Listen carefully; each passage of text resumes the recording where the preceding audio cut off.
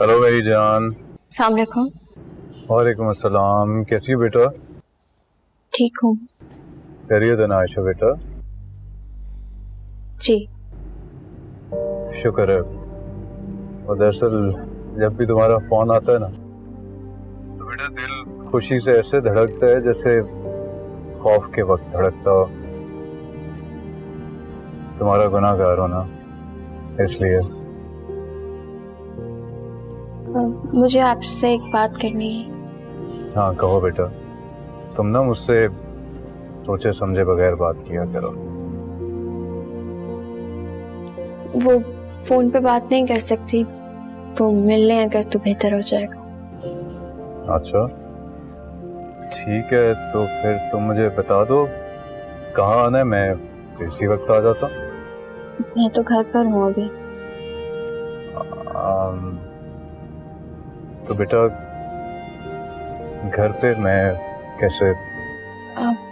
हम किसी coffee house में मिल सकते हैं। नहीं बेटा, मैं अपनी बेटी से ये पार्क्स और कॉफी हाउसेस में नहीं मिलना चाहता। मुझे अच्छा नहीं लगेगा, और ना ही सच्ची बात है मैं तुम्हें इस वक्त रिक्शा में बैठने दूंगा। आई एम सॉरी, मैं घर का एड्रेस नहीं दे सकती। तो फिर मुझे उसकी कोई करीब तरीन जगह बता दो, मैं वहां आ जाता हूँ।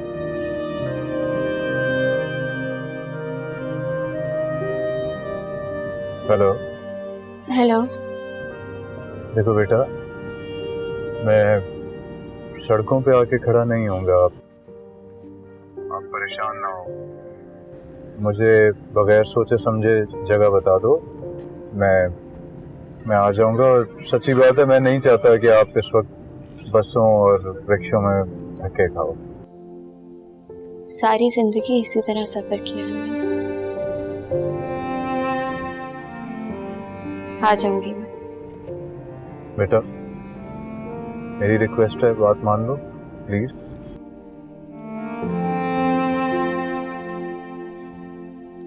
ठीक है, मैं घर की किसी करीब तरीन जगह का एड्रेस सेंड कर देती हूँ। थैंक यू बेटा, मैं इंतजार कर रहा हूँ। खुदा हाफिज़।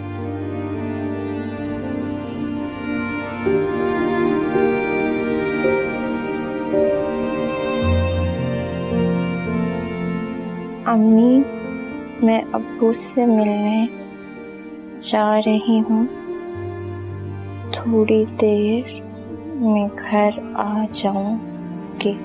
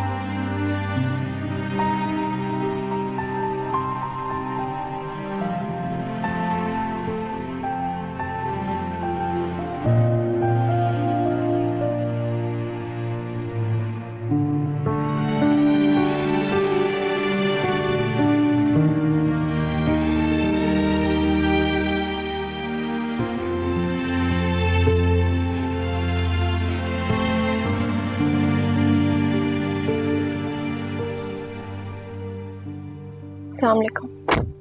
वालेकुम अस्सलाम।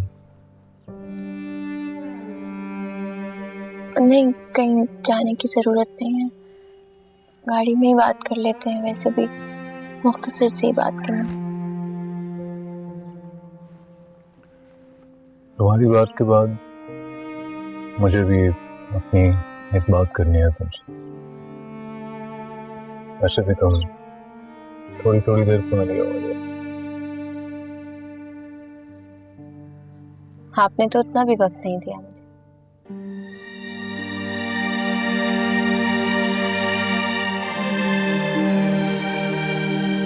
है, असल में अम्मी स्कूल से नहीं आई थी अभी तक, उन्हें बगैर बताए आई हूँ। ठीक है बेटा, जैसा जैसा तुम चाहो।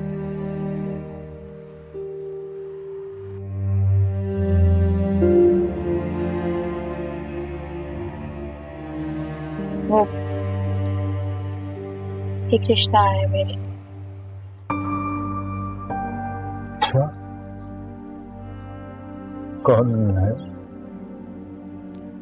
क्लास फेलो है मेरा, वही जिसको एनवलप दिया था आपने।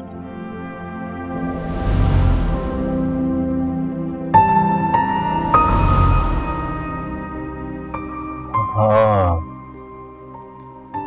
याद आ रहा है मुझे। अच्छा बच्चा है। अम्मी हाँ करना चाहती हैं। तो किसकी हाँ की जरूरत है? उन्हें पता है कि आप और अम्मी डिवोर्स्ड हैं।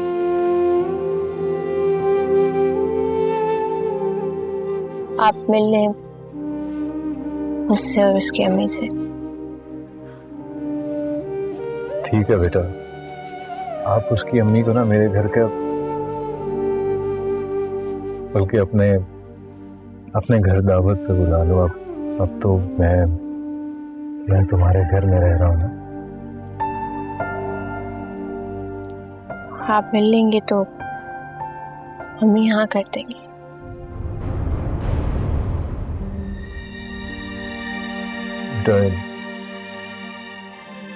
हेमंत को मेरा शुक्रिया क्या देना।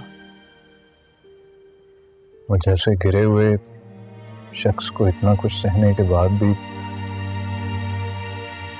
मान दिया है उसने। कितना बदनसीब हूं मैं आयशा। किसी नेमत खो दी मैंने अपने हाथों से।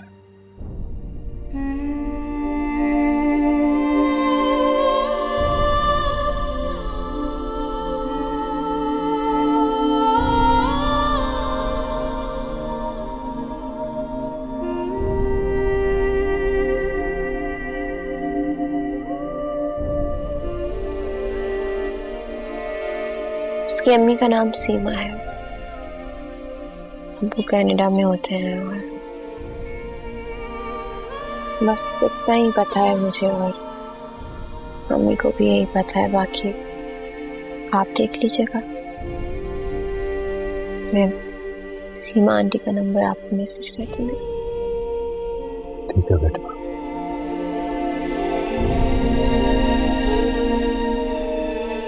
जीती रहो।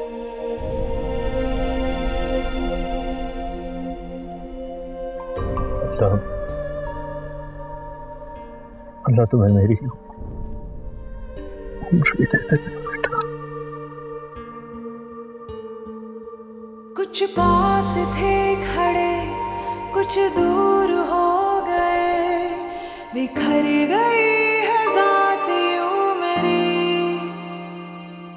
जिस पर यकीन किया उसने दगा दिया, खामोश रह के दर्द सह रही।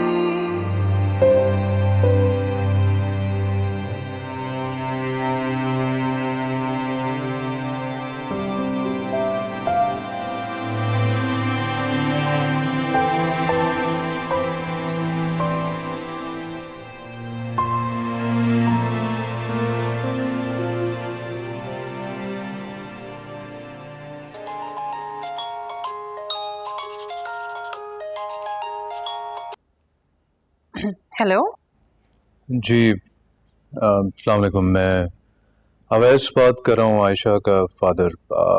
आप सीमा साहिबा बात कर रही हैं? जी जी, अस्सलाम वालेकुम।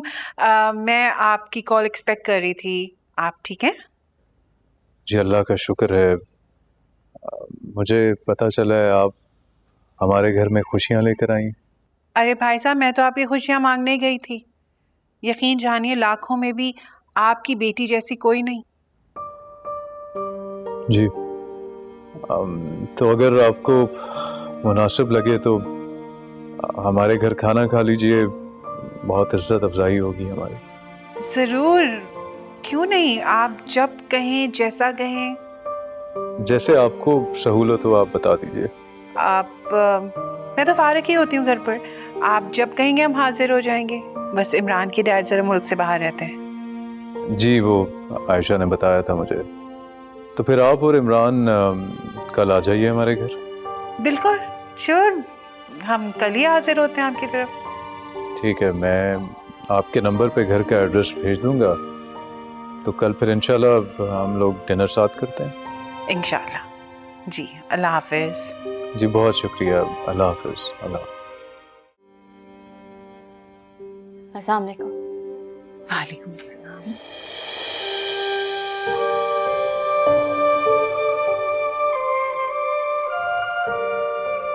आओ ना, बैठो तुम लोग। अच्छा बेटा। बैठो हेमन। अभी हम इसलिए आए थे कि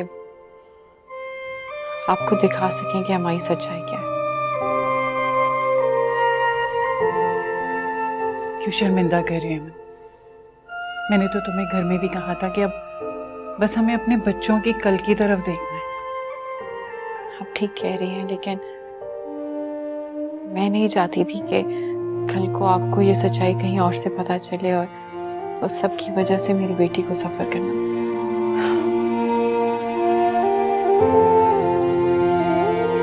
देखो सच तो मोहब्बत है, बाकी सब वाकयात हैं।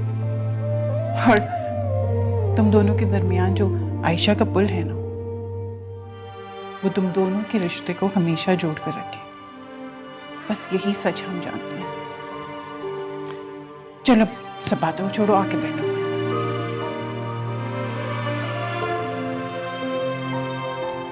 मम्मी बैठ जाए ना, बैठ के बात करें। अरे हेमन, मैंने कहा था ना तुमसे, अपने आंसुओं को थाम कर रखो। हम दोनों मिलकर रोएंगे, अपने बच्चों को जोड़कर।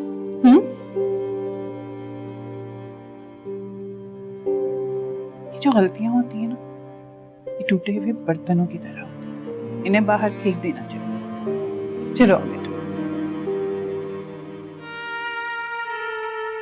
आप प्लीज वापसी पे आयशा को छोड़ दीजिए। कहाँ जा रही है?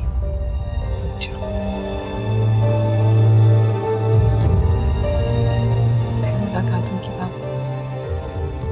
अपना ख्याल रखना इमरान।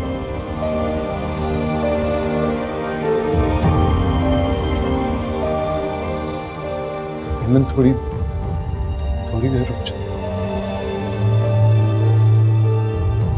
एमन, एमन तुम मेरी एमन, एमन, एमन, तुम 2 मिनट तो रुक सकते हो। भाई साहब, आप आयशा को बुला रहे हैं। चल।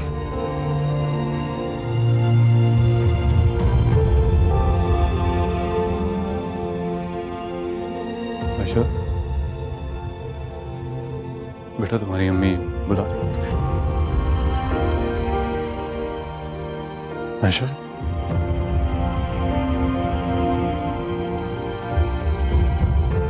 बेटा अपने बाप को माफ कर दो।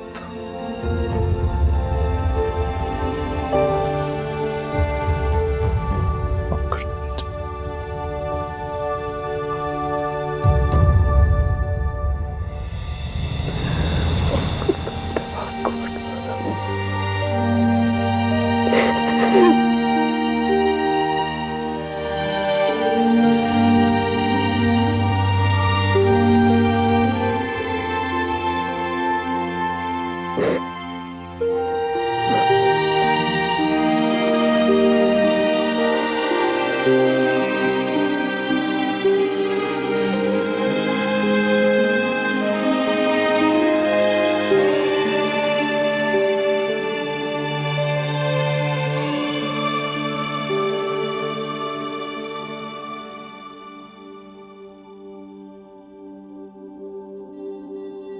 इतना खुशी का और मुबारक मौका तो मुझे मिलेगा ही नहीं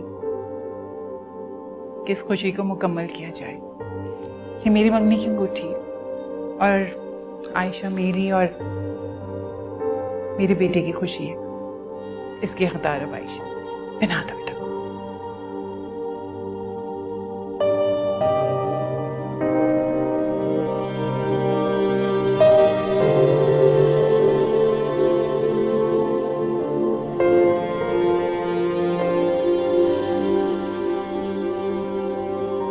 बहुत बहुत मुबारक। कभी मुबारक हो आपको। शुक्रिया।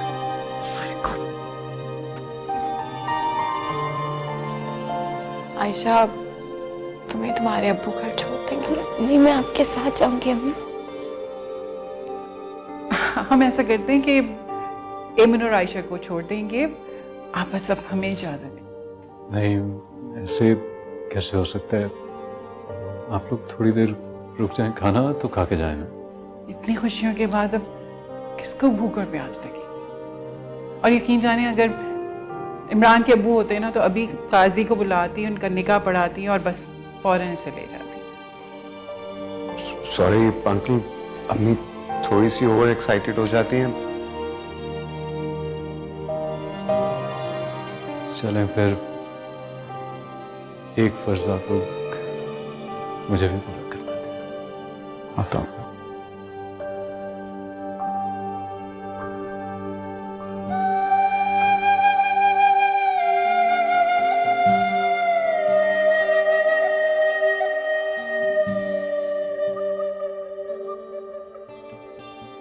इस घर पर तुम्हारा ही हक है बेटा। अपने बाप को ये फर्ज तो पूरा करने दो।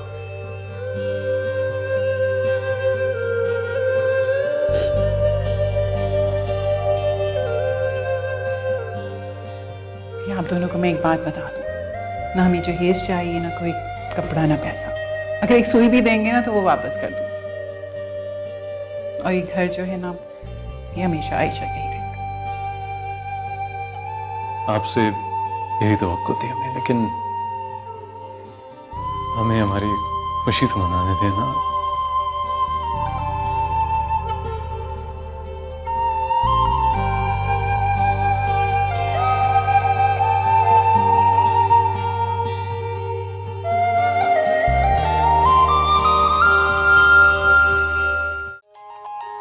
किसका फोन है ये? हेलो। हेलो, अस्सलाम वालेकुम। वालेकुम अस्सलाम जी, कौन? जी, मैं शबाना बात कर रही हूँ, सिद्रा की अम्मी। मैंने वो कहना था कि आप किसी दिन आए ना हमारे घर, खाना खाएं आके, इमरान को भी साथ में लेकर आए। हाँ जरूर, आप बुलाएंगे तो हम क्यों नहीं आएंगे, जरूर आएंगे हम। अरे तो फिर नेक काम में देर ही कैसी? आप ऐसे करें कि आप कल आ जाएं। हाय देखें, आपने बुलाया भी तो कल। मैं दरअसल अपने घरेलू काम में बहुत मसरूफ हूँ, कल नहीं आ पाऊंगी, फिर किसी दिन प्लान करते हैं। चले, अपना बहुत ख्याल रखिएगा। अच्छा, अल्लाह हाफिज।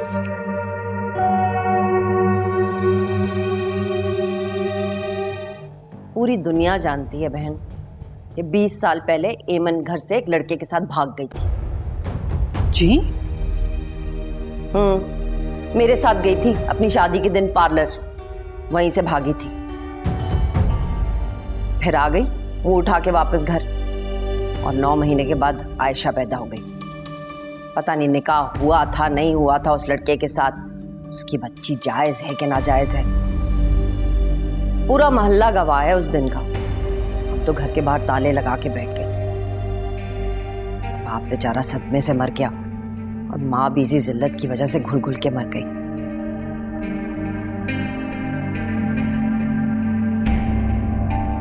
आपको इस बात का पहले मालूम नहीं था? हैरत है, सब लोगों को पता है। इसीलिए तो माँ बेटियां ये घर छोड़ के गई थी, ताकि किसी को उनकी असलियत का पता न चले। मैं और अवैस एक दूसरे से मोहब्बत करते थे। हम यूनिवर्सिटी में एक साथ पढ़ते थे, और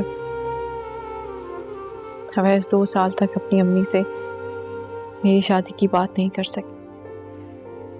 मैं कम उम्र थी, बेवकूफ़ थी, और शायद बहुत ज़्यादा मोहब्बत में भी थी। अपनी शादी के दिन मैं भाग गई थी, यही बताया होगा आपको भाभी ने, और ऐसा ही हुआ था। अवैस के साथ भागी थी, लेकिन खुदा की कसम अवैस ने उसी दिन मुझसे शादी भी कर ली। निकाह हुआ था, आयशा अवैस की ही बेटी। इस बात की सच्चाई आपको अवैस खुद भी बता दे।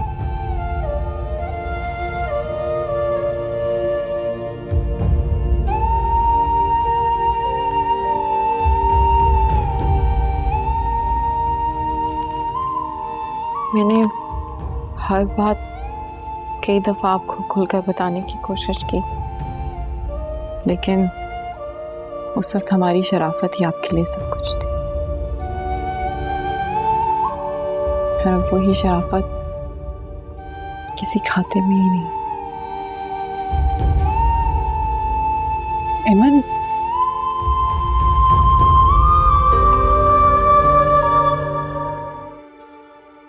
जो भी अम्मी ने किया वो गलत है, लेकिन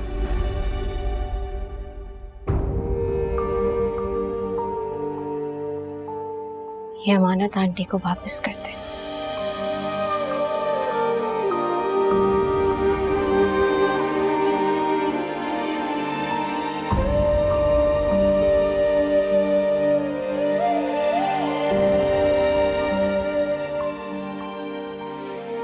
मुझे खैरात के रिश्ते वेरीफाइड और अटेस्टेड मोहब्बत नहीं चाहिए।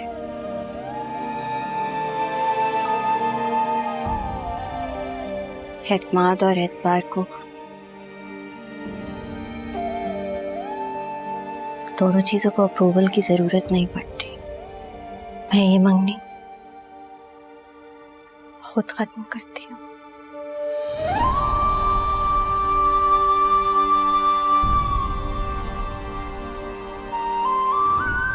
जब आपकी अम्मी को हमारे कैरेक्टर की क्लीन चिट मिल जाए ना, जो कि कभी मिलने नहीं वाली, फिर देख लेंगे। आंटी, आयशा मुझे किस बात की सजा दे रही है? ये किस? आपकी अम्मी ने मेरी अम्मी को बुलाकर बाकायदा इल्जाम लगाया है, और इल्जाम को दोहराना इल्जाम लगाने के बराबर होता है। एक काम करें, आप लोग पहले ना हमारे गुनाह देख लें। हो सकता है हम इस काबिल ही ना हो कि आप जैसे इज्जतदार लोगों के साथ रह सके।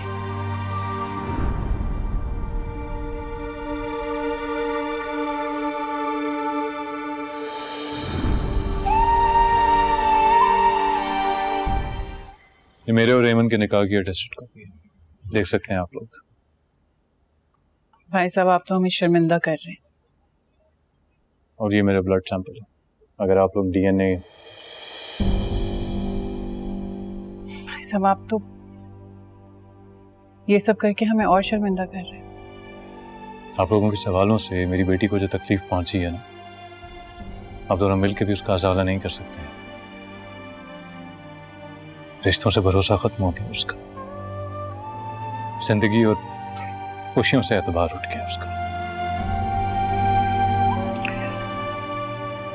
देखिए भाई साहब, मैंने पहुंची हुई बात ही एमन तक पहुंचाई थी, इसीलिए आपके लिए ये सबूत लेकर आया हूं मैं, देख लें आप।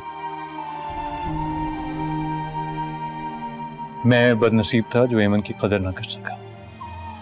उसकी पाकीज़गी और उसकी शराफत की तो कसम खाई जा सकती है। और रही बात आयशा की,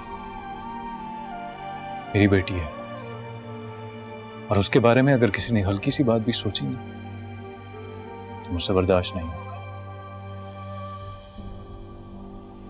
जहां रिश्ते किए जाते हैं वहां सवाल जवाब तो होते हैं। मुझे नहीं लगता आपको इतना बुरा मानना चाहिए। अंकल, मुझे किसी सबूत की जरूरत नहीं है। आयशा मेरी इज्जत थी और हमेशा रहेगी। 8 दिन रही थी हमारी शादी, और कितने पर्दे उठा के बताऊं आप लोगों को? अंकल, हम शर्मिंदा हैं, और अगर नहीं है तो होना चाहिए। मैं आपसे वादा करता हूं, मैं इस गलती का अजाला जरूर करूंगा। ठीक उसी तरह जिस तरह इस तरह की गलती का ज़ाला होना चाहिए। देख लीजिएगा आप लोग ये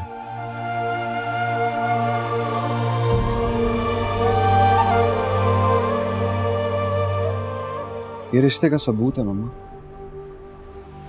अब मोहब्बत का सबूत मत मांगिएगा, क्योंकि वो मेरे पास भी नहीं होगा।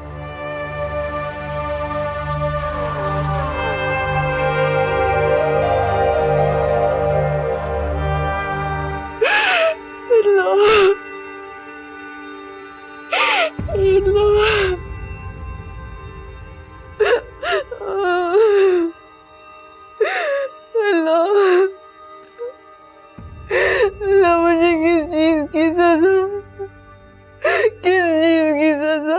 मेरा क्या कसूर है? मैंने क्या किया? तू तो सब कर सकता है, तेरे हाथ में सब कुछ है। सारी इज्जतों के मामले तेरे हाथ में, तू कर सकता है, तू करेगा। अल्लाह तू करेगा, तू कर, तेरे हाथ में।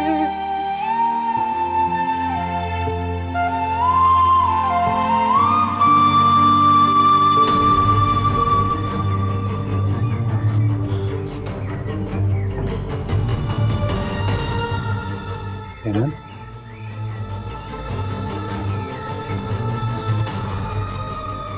तुम्हें पता है आयशा, आयशा, आयशा घर पे इतना रो रही थी, इतना रो रही थी कि शायद आज के बाद उसकी आंखों में आंसू ही ना रहे रोने की। तुम्हारी दी हुई बदनामियां और कीचड़ उस पे उछल उछल कर आ रहे। 7-8 दिन की बीवी की औलाद को लोग नाजायज कह रहे। हेमन, हेमन खुदा के लिए ये बात दोहराना बंद कर दो प्लीज। क्या चाहते थे तुम? क्या चाहते हो हमसे? किस चीज का बदला ले रहे?